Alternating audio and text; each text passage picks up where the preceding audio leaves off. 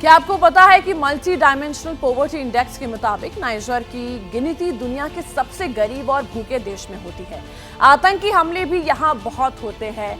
तबाही के साए में बीच कुछ दिन पहले नाइजर में तख्ता पलट हो गया। वैगनर लड़ाके भी नाइजर की ओर कूच करने लगे हैं। चीन भी नाइजर में विद्रोह के हर मिनट की अपडेट ले रहा है।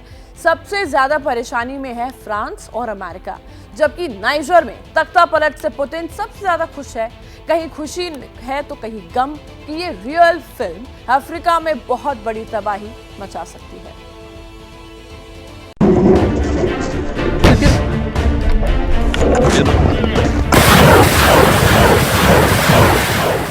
ये यूक्रेन का वॉर जोन है। यहां बारूद की गर्मी अभी शांत नहीं हुई है। घातक हथियार, विध्वंसक मिसाइल,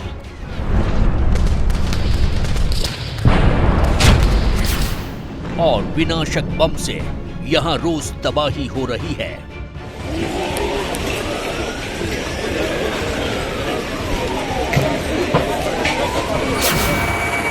लेकिन मोर्चे पर तैनात रूसी सैनिकों को पता है कि कभी भी नाइजर की ओर कूच करने का मैसेज क्रेमलिन से आ सकता है, क्योंकि अब एक अफ्रीकी देश महाशक्तियों के बीच शक्ति प्रदर्शन का अखाड़ा बन चुका है।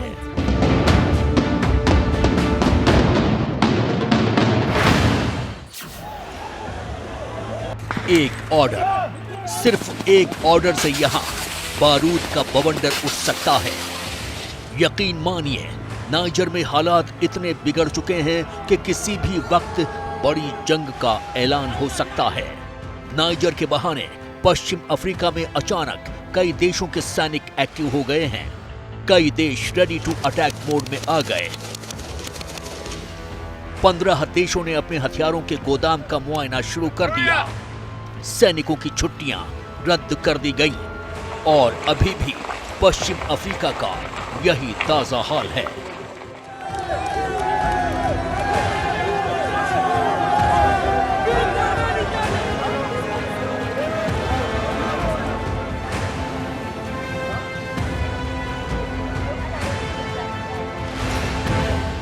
छब्बीस जुलाई 2023 यही वो तारीख थी जब अफ्रीकी देश नाइजर में सेना के एक विद्रोही गुट ने मोहम्मद बजूम, जो वहां के राष्ट्रपति हैं, उनका तख्ता पलट कर दिया और सेना के एक जनरल ने, कमांडर अब्दुल रहमान शियानी ने पूरी सत्ता नाइजर की अपने हाथ में ले ली। सेना ने जिन राष्ट्रपति मोहम्मद बजूम को सत्ता से बेदखल किया, वो पश्चिमी देशों के फेवरेट थे। जबकि विद्रोह वाले दिन नाइजर में गुस्साई भीड़ के हाथ में रूसी झंडे थे। यानी नाइजर में तख्ता पलट करने वाले सैनिक अमेरिका और पश्चिमी देशों के दुश्मन थे। रूस के थिंक टैंक ने भी ये मान लिया कि नाइजर में तख्ता पलट से वहां रूस की एंट्री का रास्ता खुल गया है और यहीं से नाइजर में तबाही का अलार्म बजने लगा। अब ऐसा लग रहा है कि पश्चिम अफ्रीका के काफी सारे देश फ्रांस और अमेरिका की मदद से अब नाइजर की मिलिट्री जुंता पर हमला कर सकते हैं, ताकि राष्ट्रपति मोहम्मद बजूम को दोबारा से राष्ट्रपति बनाया जा सके। अगर पश्चिमी अफ्रीका के दूसरे देश अमेरिका और फ्रांस की शह में आकर नाइजर पर हमला करते हैं, तो नाइजर की जो मिलिट्री जुंता है वह वैगनर आर्मी की मदद लेकर पश्चिमी देशों के और अफ्रीका के इन दूसरे देशों के हमले का मुकाबला करेगी। इससे पश्चिमी अफ्रीका में एक बड़ा युद्ध छिड़ सकता है, जो कि आस्ते आस्ते ना सिर्फ पश्चिमी अफ्रीका वरन अफ्रीका के दूसरे देशों में भी फैल सकता है। जिस तरह हिंदुस्तान पर कभी ब्रिटेन का राज था, उसी तरह पश्चिमी अफ्रीका के ज्यादातर देश फ्रांस के गुलाम रह चुके हैं। नाइजर में यूरेनियम के बहुत बड़े भंडार हैं। वहां फ्रांस और अमेरिका ने फौजी अड्डे बनाए हुए हैं। नाइजर में फ्रांस के 1500 से ज्यादा सैनिक हैं। तख्ता पलट के बाद नाइजर की राजधानी में फ्रांसीसी दूतावास पर भी भीड़ ने हमला किया था। जाहिर है, नाइजर में तख्ता पलट फ्रांस के वर्चस्व को डायरेक्ट चैलेंज है और इस चैलेंज को डबल कर दिया है रूस के राष्ट्रपति व्लादिमीर पुतिन ने। नाइजर का पड़ोसी देश है माली। दोनों देशों के बीच 828 किलोमीटर लंबा बॉर्डर है। माली में वैगनर लड़ाकों की अच्छी खासी तादाद है। मॉस्को से इन वैगनर लड़ाकों को नाइजर पहुंचने का ऑर्डर आ चुका है ताकि विद्रोही जनरल के खिलाफ अमेरिका या फ्रेंच सैनिक कोई एक्शन न ले पाए। आसान शब्दों में इतना जान लीजिए कि रूस और रूस का वैगनर ग्रुप नाइजर में तख्ता पलट करने वाले मिलिट्री कमांडर अब्दुर्रहमान शियानी के साथ है। पुतिन को अपने पाले में देखकर नाइजर के विद्रोहियों के हौसले बुलंद हैं। वो राष्ट्रीय चैनल से अमेरिका और फ्रांस को ललकार रहे हैं। इन्हें ना तो अमेरिका का खौफ है, ना ही मिलिट्री एक्शन की परवाह।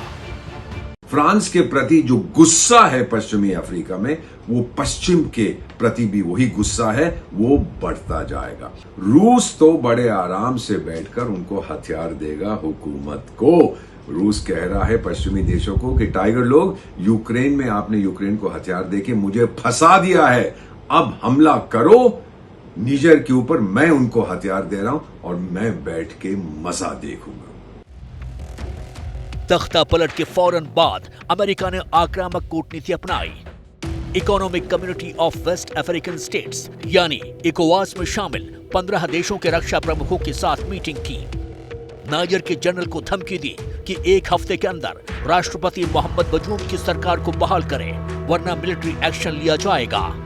लेकिन सैन्य कार्रवाई की धमकी का जनरल अब्दुर्रहमान शियानी पर कोई असर नहीं पड़ा। उल्टा अब्दुर्रहमान की ओर से बयान आया कि अगर अफ्रीकी देशों ने एक भी सैनिक नाइजर भेजा तो उन्हें जान से मार दिया जाएगा। और अब्दुल रहमान शियानी ने यह भी कहा कि इसके बदले मोहम्मद बजूम जो वहां के राष्ट्रपति थे उनकी हत्या कर दी जाएगी। इसे लेकर इस धमकी को देखते हुए अमेरिका और फ्रांस के होश उड़ गए। हालात इतनी तेजी से बिगड़े कि भारतीय विदेश मंत्रालय को भी एडवाइजरी जारी करनी पड़ी। सरकार ने 11 अगस्त को नाइजर में रहने वाले भारतीयों से तुरंत देश छोड़ने को कहा। संदेश साफ था, नाइजर में रहना खतरे से खाली नहीं है। भारत को पता है कि नाइजर के पड़ोसी देश युद्ध की तैयारी कर रहे हैं। अब देखिए, नाइजर जो है ये वेस्ट का एक अलाय रह चुका है, यूरोपियन नेशंस, वेस्ट का बेसिकली, और फ्रांस की भी कॉलोनीज हैं अफ्रीका में। तो फ्रांस बल्कि अफ्रीका का एक अहम शक्ति है वहाँ पे। और अमरीकी ट्रूप्स जो कि ड्रोन एक्सरसाइज कर रहे थे वहाँ पे काफ़ी तकरीबन 1000 की तादाद पे हैं। अब बात ऐसी है कि कुछ जैसे कि बुर्किना फासो हो गया, माली हो गया, गुइना हो गई, कुछ चंद एक देश ऐसे हैं जो उन्होंने बोला कि अगर मिलिट्री एक्शन इन पे हुआ, किन पे, नाइजर पे, तो हम भी चुप नहीं बैठेंगे।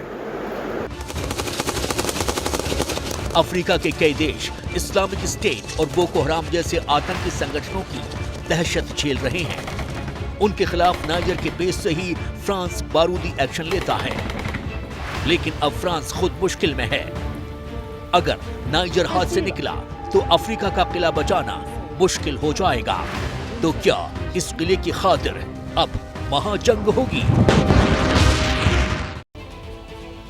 तो अब देखिए, नाइजर में अमेरिका, रूस, फ्रांस, इन सब का क्या स्वार्थ छिपा है, ये एक बड़ा सवाल है। और ये सब आखिर क्यों लड़ रहे हैं, ये तो समझ में आ गया। लेकिन चीन का क्या होगा, वो क्यों नजर गड़ाकर नाइजर की हर अपडेट ले रहा है? वजह जानेंगे तो चौंक जाएंगे। नाइजर में हुए तख्तापलट से जिनपिंग की 10 साल की मेहनत और चीन के मोटे निवेश पर पानी फिर सकता है।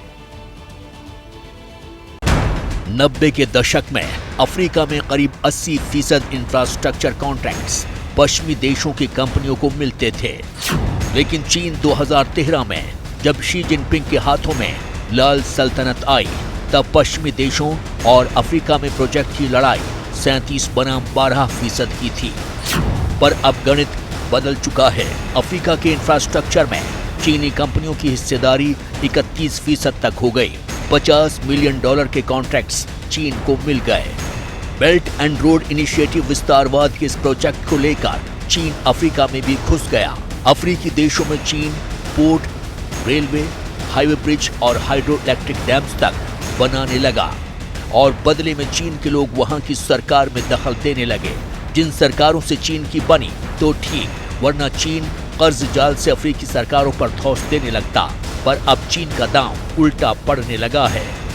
अफ्रीका में चीन ने हजारों करोड़ का निवेश कर रखा है। अफ्रीका के देशों में एक के बाद एक होते तख्ता पलट ने शी जिनपिंग के होश उड़ा दिए हैं, क्योंकि शी जिनपिंग को अपना मोटा निवेश डूबता हुआ नजर आ रहा है। विद्रोह की स्थिति, सिविल वॉर की स्थिति में अफ्रीका को हड़पने की चाल शी जिनपिंग की कभी कामयाब नहीं हो सकती। अफ्रीका में चीन के निवेश का एक ही मतलब था, अफ्रीका को लूट लेना। अफ्रीका के साहेल रीजन में बहुमूल्य खनिजों की भरमार है, जिसमें यूरेनियम भी है। चीन कोशिश कर रहा है कि साउथ ईस्ट एशिया, अफ्रीका और दक्षिण अमेरिका में चीन का प्रभुत्व बढ़ जाए। इसके तहत चीन ने अफ्रीका के कई देशों को बहुत लोन दिया है और बहुत इंफ्रास्ट्रक्चर प्रोजेक्ट वहां पर चालू करके अफ्रीका के देशों को गिफ्ट में दे रहा है। चीन यह कोशिश कर रहा है कि यह सब करके वह अफ्रीका के देशों को और उनके राजनीतिज्ञों को, उनके नेताओं को अपनी गिरफ्त में ले ले, ताकि वह बाध्य होकर भविष्य में चीन की ही बात सुने, यानी चीन के वह कुछ हद तक गुलाम बन जाएं। कुछ ही दिन पहले अमेरिकी अखबार न्यूयॉर्क टाइम्स ने दुनिया में चीन का प्रोपेगेंडा फैलाने वालों पर बड़ा खुलासा किया था। बताया गया था कि नोवेल रॉय सिंघम नाम का एक अमेरिकी बिजनेसमैन चीन से मोटा पैसा लेकर विस्तारवाद का नया अध्याय लिखने की कोशिश में है। नवंबर 2021 में लंदन की सड़कों पर हांगकांग की आजादी के लिए प्रदर्शन कर रहे लोगों पर हमला हुआ था। इसके पीछे शी और सिंघम का नेक्सस था। साउथ अफ्रीका के स्कूलों में चीन से जुड़े पाठ्यक्रम कब शामिल हो गए पता ही नहीं चला। ऐसे में अफ्रीका में अगर युद्ध भड़का तो न सिर्फ जिनपिंग का सपना टूटेगा, बल्कि सिंघम जैसे कथित चीनी एजेंट भी बेचैन हो जाएंगे। अफ्रीका के खजाने पर नजर गड़ाए चीन के लिए फ्रांस बहुत बड़ी चुनौती है, क्योंकि अफ्रीकी महाद्वीप में सबसे बड़ी शक्ति फ्रांस है। इसलिए चीन चाहता है कि नाइजर को लेकर रूस की भ्रंत पश्चिमी देशों से हो जाए और फिर चीन का प्लान क्लियर हो जाए। देखिए, आलोक मौर्य और ज्योति मौर्य की कहानी आपको याद होगी। इस कहानी में अब एक नया मोड़ आ गया है। आलोक हर कीमत पर ज्योति से बदला लेना चाहता है, ठीक वैसे जैसा आप फिल्मों में देखते हैं, लेकिन यहाँ कहानी बिल्कुल असली है। आलोक मौर्य ने कैसी लाल डायरी का दावा कर दिया है जो ज्योति मौर्य की मुसीबत बढ़ा सकती है।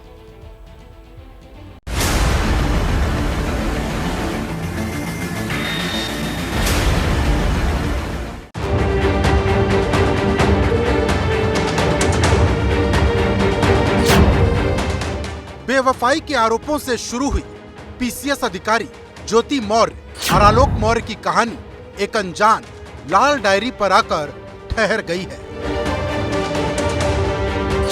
लाल डायरी कहां है, कैसी है, इसमें क्या क्या बातें लिखी हैं, ये पुख्ता तौर पर अभी सामने नहीं आया। अगर कुछ पता है तो सिर्फ इतना कि लाल डायरी सामने आएगी तो ज्योति मौर्य की मुश्किल बढ़ सकती है, क्योंकि आलोक मौर्य का दावा है कि लाल डायरी में ज्योति मौर्य के भ्रष्टाचार का हिसाब किताब लिखा है। आलोक के मुताबिक उनके पास 32 पन्नों की जो लाल डायरी है उसमें ज्योति मौर्य के भ्रष्टाचार का लेखा जोखा है। आलोक का दावा है पीसीएस अफसर ज्योति मौर्य उगाही किया करती थी। ज्योति मौर्य ने करोड़ों की संपत्ति तैयार कर ली। डायरी में लाखों रुपए के लेन देन का ब्यौरा है। हर महीने 5 से 8 लाख रुपए तक अवैध कमाई किया करती थी। किस दिन कितने पैसों की उगाही हुई, ये सब लाल डायरी में दर्ज है। इस लाल डायरी में प्रॉपर्टी के भी साक्ष्य मौजूद हैं। ज्योति मौर्य के नाम पर प्रयागराज के झलवा में एक मकान भी है। जिस लाल डायरी का जिक्र आलोक मौर्य ने किया उसे वो 28 अगस्त को उस कमेटी के सामने पेश करने वाले हैं जो इस मामले की जांच कर रही है। बीते दिनों जब आलोक मौर्य कमेटी के सामने पेश हुए तो उन्होंने कुछ दिनों का समय मांगा था। लाल डायरी आपने आज प्रस्तुत की कमेटी के सामने? सर, मैं भी समय मांगा। अच्छा, ये बताइए, जो आपने साक्ष्य दिए हैं तो आपको लगता है कि वो साक्ष्य बहुत प्रामाणिक हैं? सर, मैं इसीलिए सर समय मांगा हूँ कि थोड़ा सा मुझे समय दिया जाए। और किस तरीके के वो साक्ष्य मांगे गए हैं, उसमें क्या सर जो मैंने एलिगेशन लगाए हैं उसी क्रम में करप्शन के मैं इसका समय लेकर थोड़ा। बेशक आलोक का ये बदला बेवफाई का हिसाब चुकता करने के इरादे से लिया गया है, लेकिन मामला इस वजह से गंभीर है क्योंकि ज्योति मौर्य सरकारी अधिकारी हैं और अगर आलोक का दावा सही है तो ज्योति मौर्य पर न सिर्फ संकट गहराएगा बल्कि उनकी नौकरी भी खतरे में पड़ जाएगी। तो ये कमेटी के सामने उपस्थित हुए, उनके द्वारा 20 दिन का समय मांगा गया है, 28 अगस्त का समय निर्धारित किया गया है। आलोक मौर्य को उनकी शिकायत के संदर्भ में यह तस्दीक करने के लिए बुलाया गया था कि उनके द्वारा जो शिकायत की गई है वो कहाँ तक सत्य है, उसके संबंध में उनके पास क्या साक्ष्य हैं, क्या साक्ष्य देने हैं। यानी एक गुमनाम लाल डायरी ज्योति मौर्य का भविष्य बर्बाद कर सकती है। आलोक मौर्य बीते लंबे वक्त से ज्योति मौर्य पर भ्रष्टाचार के आरोप लगाते रहे हैं। राज्य सरकार इस मामले में जांच भी कर रही है। इस मामले में 3 सदस्यों वाली जांच कमेटी गठित हुई है। आलोक ने ज्योति पर वित्तीय अनियमितता के आरोप लगाए हैं। जांच कमेटी ने ज्योति मौर्य से संपत्ति का ब्यौरा मांगा है। इसके अलावा प्रॉपर्टी, गाड़ी और खातों की जानकारी मांगी गई है। ज्योति मौर्य के पास जितनी भी संपत्ति है उसकी जानकारी उन्हें देनी होगी। अब इंतजार 28 अगस्त का है, जब आलोक मौर्य जांच कमेटी के सामने लाल डायरी पेश करेंगे और उसके बाद ज्योति मौर्य की पेशी होगी। पहले आलोक कुमार मौर्य का बयान हो जाएगा, उसके बाद ज्योति मौर्य को कुमार मौर्य द्वारा कोई बात नहीं की गई है। अभी सिर्फ उनके द्वारा एक प्रार्थना पत्र देकर के 20 दिन का समय मांगा गया। ज्योति और आलोक का किस्सा सिर्फ प्रयागराज या यूपी में ही नहीं बल्कि पूरे हिंदुस्तान में चर्चा का विषय है। एक तरफ आलोक है जो ज्योति मौर्य के कैरेक्टर पर सवाल उठाते हैं, तो दूसरी तरफ ज्योति मौर्य का दावा है कि उन्हें दहेज के लिए प्रताड़ित किया गया। इस बीच जांच कमेटी के सदस्यों ने लखनऊ के कुछ कार्यालयों से दस्तावेज जुटाने शुरू कर दिए हैं और ये बात भी सामने आ रही कि अगर ज्योति मौर्य दोषी साबित होती हैं तो उन्हें सस्पेंड किया जा सकता है। तो जब से रूस और यूक्रेन का युद्ध शुरू हुआ है तब से अमेरिका यूक्रेन के साथ खड़ा है और धन से लेकर बल तक हर संभव मदद कर रहा है। और अब रूस के ओडाफ 500 PMV के परीक्षण को अमेरिका के लिए चुनौती माना जा रहा है, क्योंकि रूस ने साफ कर दिया है कि जब तक यूक्रेन झुकेगा नहीं वो रुकेगा नहीं। अब ऐसे में रूस यूक्रेन पर ऐसे घातक हथियार चलाएगा तो अमेरिका भी बड़ा कदम उठाएगा। और जब 2 सुपर पावर आपस में टकराएंगे तो क्या महाविनाश लाएंगे।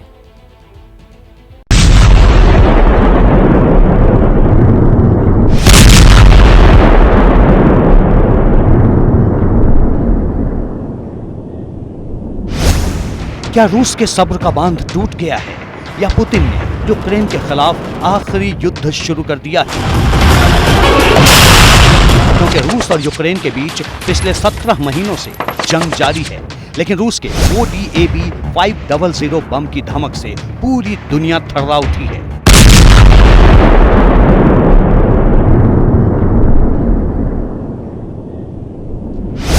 दरअसल रूस यूक्रेन युद्ध के बीच रूस ने अपने ODAB 500 बम का परीक्षण किया है, जिसमें रूस का बम तबाही मचाता दिखाई दे रहा है। देखने में परमाणु हमले जैसा दिख रहा है।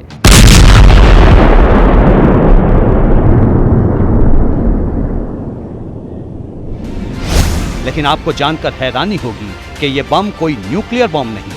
बावजूद इसकी ताकत इतनी ज्यादा है कि गैर परमाणु हथियार होने के बाद 500 मीटर के क्षेत्र में मौजूद हर एक चीज पूरी तरह से नष्ट हो जाती है और 2 किलोमीटर के क्षेत्र में दिल दहला देने वाली तबाही मचती है। यानी जो इसके रडार में आता है पल भर में खाक हो जाता है।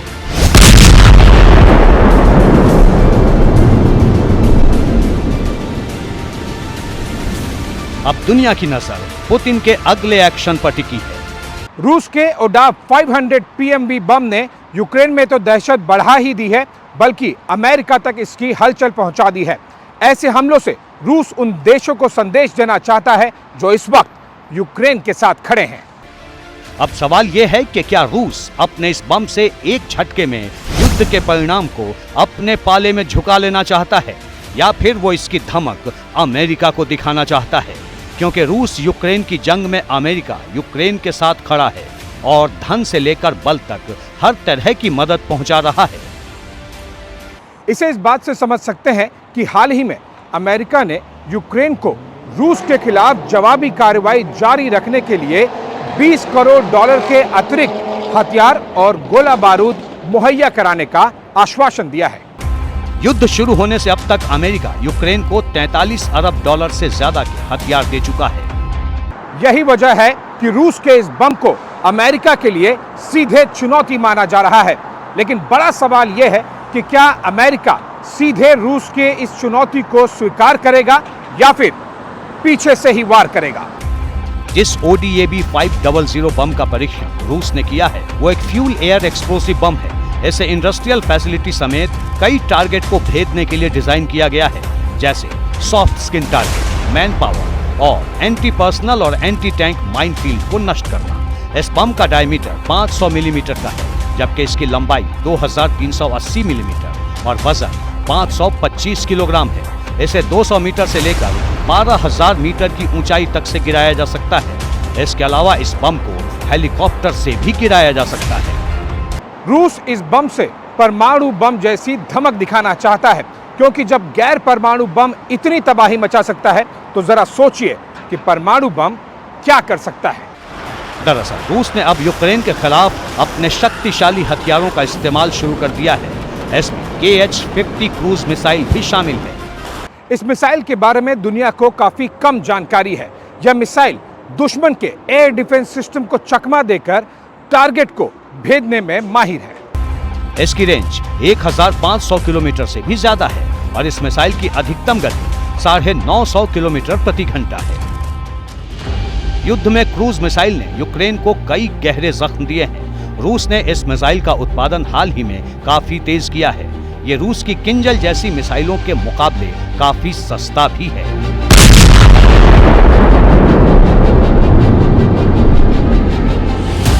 बड़ा सवाल यह है कि रूस का बम दुनिया को परमाणु युद्ध की दहलीज पर तो नहीं ले जाएगा,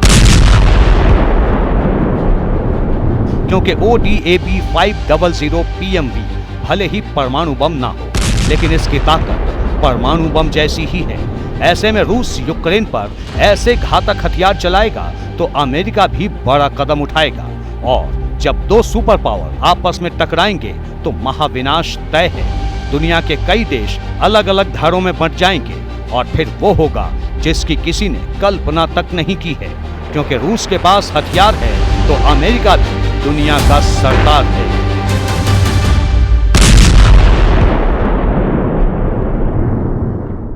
तो देखिए, इस वक्त दुनिया में हथियार और उसकी नुमाइश की रेस लगी है। कौन कितना ताकतवर है, किसके पास ज्यादा दूरी तक मार करने की ताकत है, इसका परीक्षण करते रहे हैं। लेकिन कभी सोचा है कि अगर रूस और अमेरिका में जंग हुई तो कौन जीतेगा, और परमाणु बम के प्रकोप से इस दुनिया का क्या होगा? क्योंकि जब युद्ध होते हैं तबाही लाते हैं और दुनिया को बहुत पीछे ले जाते हैं। इस वक्त दुनिया के 10 देशों के पास इतने परमाणु हथियार है जो धरती को 50 बार बर्बाद कर सकते हैं।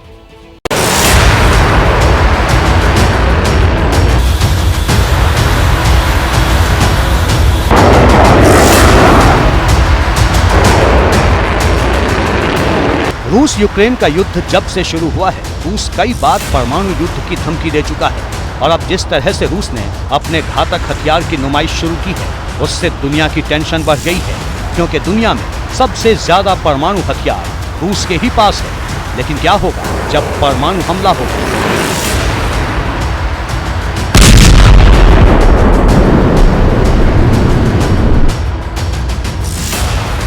आधे घंटे में लाखों लोगों की मौत हो जाएगी, दुनिया हजारों साल पीछे चली जाएगी, आसमान पर इतना धुआं होगा कि दुनिया के 10% हिस्से तक सूरज की रोशनी भी नहीं पहुंच पाएगी। कई किलोमीटर के दायरे में हर चीज तबाह हो जाएगी।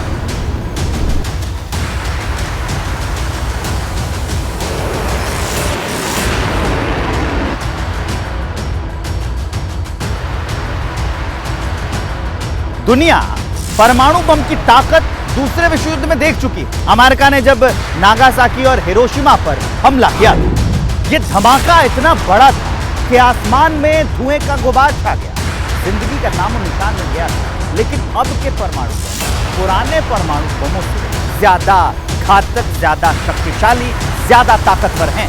दरअसल इस वक्त दुनिया में परमाणु हथियार की रेस लगी है, जिसमें रूस के पास 5889, अमेरिका के पास 5244, चीन के पास 410, फ्रांस के पास 290, ब्रिटेन के पास 225, पाकिस्तान के पास 172, भारत के पास 164 और इजराइल के पास करीब 90 परमाणु हथियार हैं। लेकिन यहां बात रूस और अमेरिका के बीच में हो रही है, क्योंकि रूस अगर यूक्रेन को अपनी परमाणु ताकत दिखाएगा तो अमेरिका बीच में आएगा। रूस और यूक्रेन की लड़ाई किस कदर आगे बढ़ रही है, इसे तस्वीरों से समझ सकते हैं, जो जमीन और समुद्र से होते हुए अब आसमान तक पहुंच गई है। खार्किव संघर्ष का नया केंद्र बन गया है।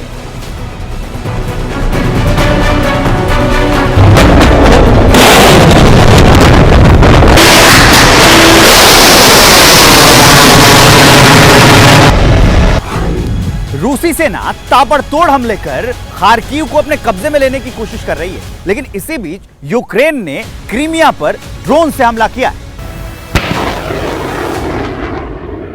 लेकिन रूस ने यूक्रेन के 20 में से 14 ड्रोन को हवा में ही तबाह कर दिया, जबकि बाकी बचे 6 को इलेक्ट्रॉनिक तौर पर जाम कर दिया।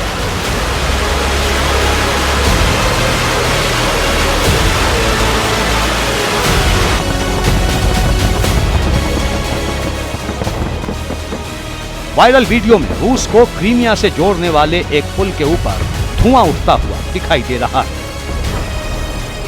उधर यूक्रेनी सेना के दक्षिणी ऑपरेशन कमांड के प्रवक्ता ने इस ड्रोन हमले की जिम्मेदारी लेते हुए दावा किया कि क्रीमिया में बमबारी का दौर उसकी आजादी तक जारी रहेगा।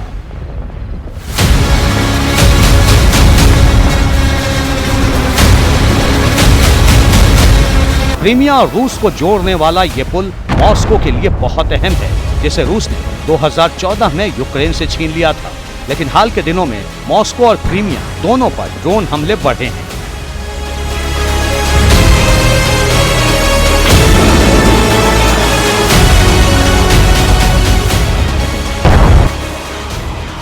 हालांकि 17 महीनों की जंग के बाद भी रूस यूक्रेन को हरा नहीं पाया है। उसकी टीस पुतिन के दिल में है। अब रूसी राष्ट्रपति व्लादिमीर पुतिन की सनक इस जंग को परमाणु युद्ध में भी तब्दील कर सकती है, जिसका अलार्म रूस के ODAB 500 बम के परीक्षण ने बजा दिया है।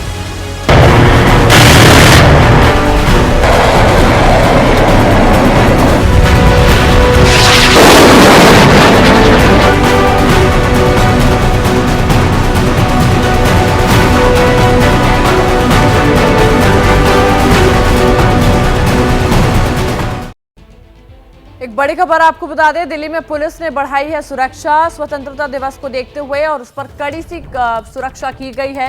दिल्ली पुलिस चला रही है चेकिंग अभियान और आपको बता दें आने जाने वाली गाड़ियों की हो रही है चेकिंग। तो देखिए दिल्ली में पुलिस ने सुरक्षा बढ़ा दी है। स्वतंत्रता दिवस को देखते हुए सुरक्षा जो है वो कड़ी कर दी गई है और जो पुलिस है वो प्रॉपर तरीके से चेकिंग अभियान चला रही है। आने जाने वाली गाड़ियों की चेकिंग हो रही है, जो गाड़ियां बाहर से आ रही है उनकी भी चेकिंग हो रही है। साथ में तस्वीरें आप देख सकते हैं किस तरह से पुलिस हर एक वाहन को अच्छे से चेक कर रही है। कोशिश की जा रही है कि स्थिति को कंट्रोल में रखा जाए। तो इस वक्त की बड़ी खबर आपको बता रही है, दिल्ली पुलिस चेकिंग अभियान चला रही है।